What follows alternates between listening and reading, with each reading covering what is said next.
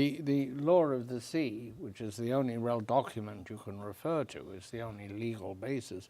Under that, what are these islands and rocks under the close to the surface? So that's a great point. Are they ocean commons? Are they regarded as commons, as the oceans themselves are generally regarded as international commons?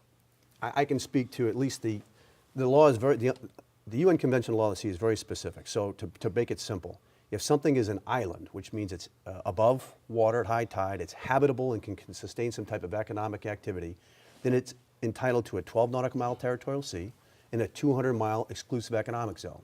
And the airspace above the territorial sea is national airspace. Arguably, none of the 7 landforms that we're talking about here are islands.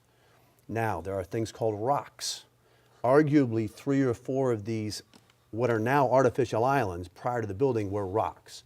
A rock is above water at high tide, but can't sustain life or economic activity. Give us the names of some of those rocks. So there's the geologists and folks between Subi Reef, Fiery Cross Reef, the various different reefs. Mischief Reef. It's argued that 4 were low tide elevations.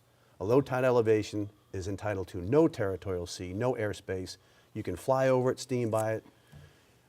These rocks, though, do get a 12 nautical mile territorial sea. The question is, whose rock is it? And if it's nobody's rock specifically, does it, or many have argued it doesn't have any territorial sea or airspace because nobody officially has it yet. So interestingly enough, the last one that went through, some reports said it went through an innocent passage. I don't think that's what it did, because we picked a reef that was a low tide elevation prior to the land reclamation.